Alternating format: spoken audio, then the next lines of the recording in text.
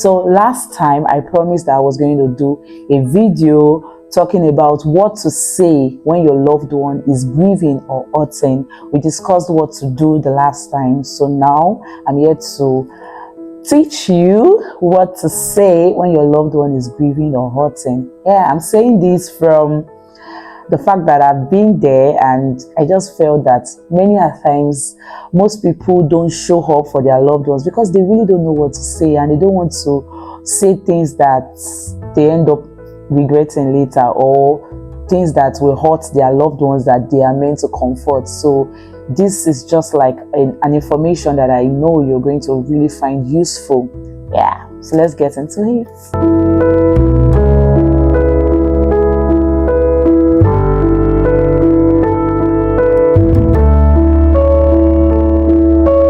And before I get into it, I would like to state the things you should not say.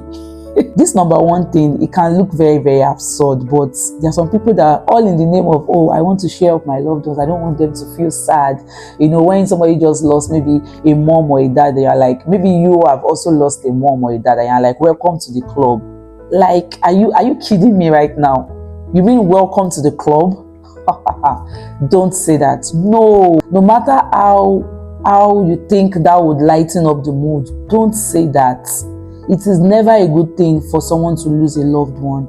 Fine, I know you never also wanted it. So because your friend also maybe has lost a mom and you also have lost a mom, don't ever say welcome to the club. It can trigger lots of things. You don't want to be the reason somebody is like, oh, I remember somebody said this to me when I was grieving. Number two thing you should not say to your loved ones when they are grieving is that they are in a better place.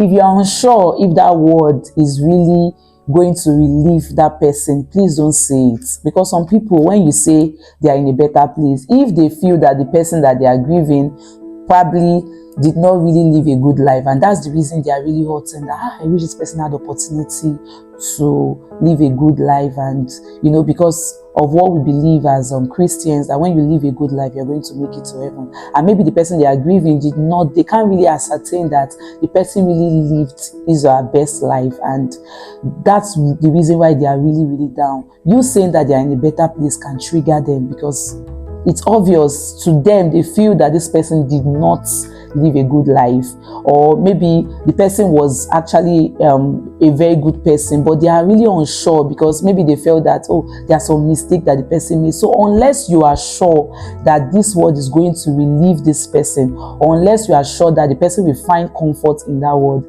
please don't say it. I would just say, please don't say it at all. Don't say they are in a better place. Yeah, good. So another thing you should not say to your loved ones when they are grieving is that everything happens for a reason.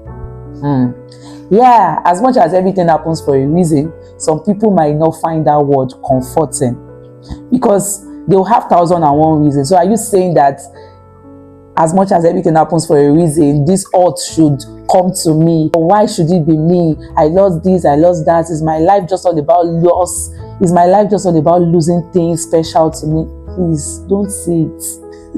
Because that period, they are very, very sensitive.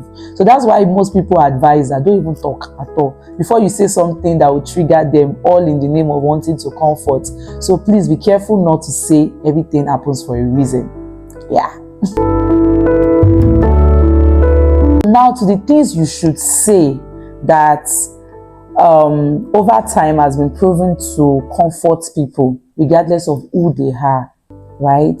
I would like to categorize them like things you should say spiritually and things you should say that would encourage them. Because when you're going to visit your loved one might be somebody that you know is really, really spiritual. Maybe this person is a Christian, and you saying Christian word would actually encourage them. And some people might not really be Christians, but there are some general words that has been proven to encourage people regardless of who they are. I'll be splitting these words into categories. The spiritual words, if you must encourage them spiritually, this is what you should say. If you must encourage them without using anything spiritual, this is what you should say.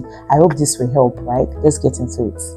So when it comes to spiritual words, you can say to your loved ones when they are grieving or when they are hurting, you can say, I'm praying for peace and strength for you in this time, that you will enjoy peace, you will enjoy love, You can say, I pray that the Holy Spirit comforts you than you ever think of, because it's the comforter. I pray it comforts you deep down to your soul, because He knows you. I pray it comforts you. You can say that. Yeah. You can also say, even in your darkest valley, I want you to know that you are not alone.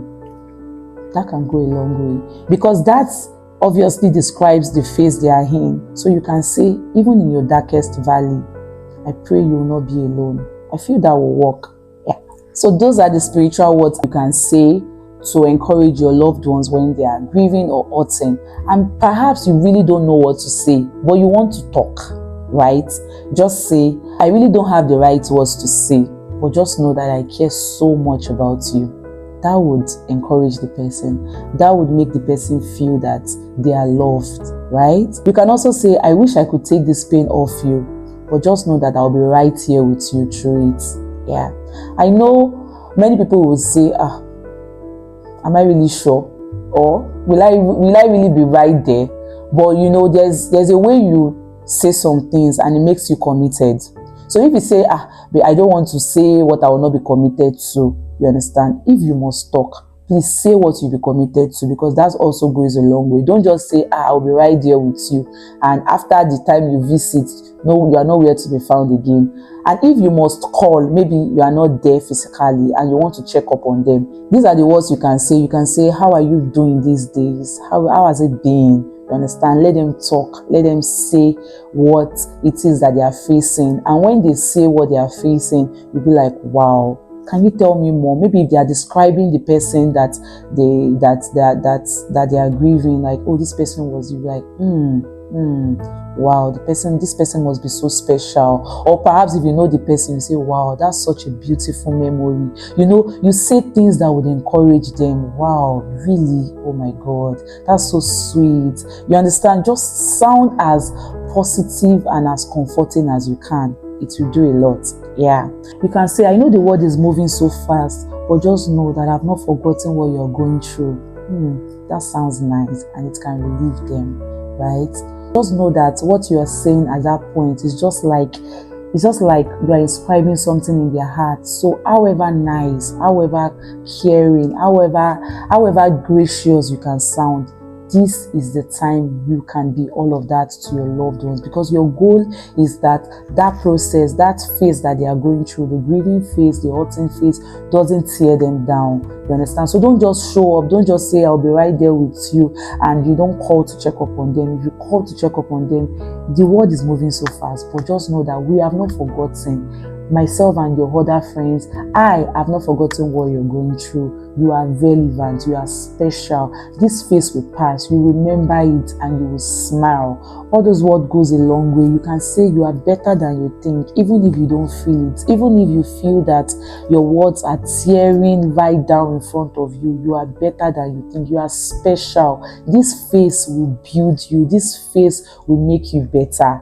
You understand? You say so much nice word and commit to it and act it. So if you need to know how you can act it, I said that in my last video. I'll link the description here.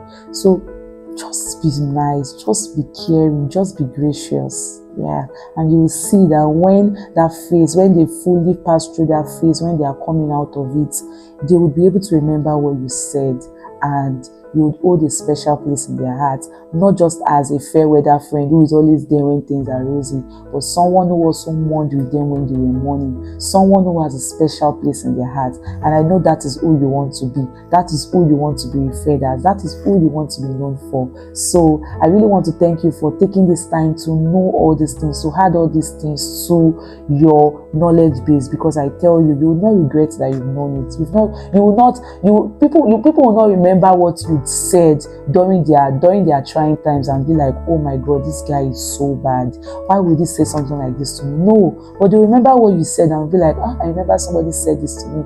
I remember when I was grieving my mom, there was something that somebody did. All of a sudden, she just started singing a song. Do you know that song? Do you want me to share it? Okay, it's a Christian song. When peace like a attendeth my way, when sorrows like sea billows roll,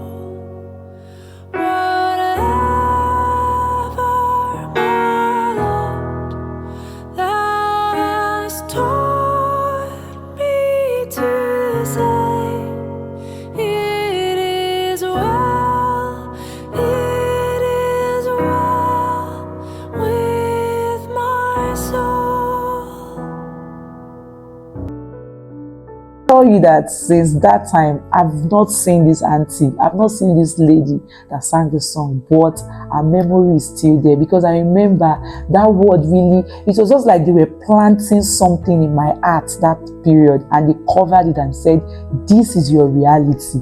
No matter how it looks like now, it is well with you. Your future is settled. And that word was just like the planting I needed. So you don't know if that will be you. You don't know if God has kept something in you that will be like a planting in somebody's heart during their trying times. You don't want to excuse yourself because you don't have words to say.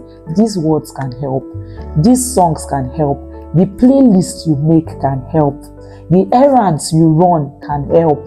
The words you say can help a billion times more. So please, don't exempt yourself when you have to show up for your loved ones, because it's very easy for people to be there when people are celebrating. But the people that show up when you are mourning are your true friends. The people that show up when you are hurting are your true friends. And you want to perfect what it is to do when those times come. Thank you very much for staying tuned to this video. I really don't know why I felt the need to share this video. It's just something that has always been in my mind to share. It might not be a common topic, right? But I'm happy I did this, and I hope this video blessed you. I hope you got something of value from it. And if perhaps you did, please, this is the time to subscribe, like, share, and comment if you haven't.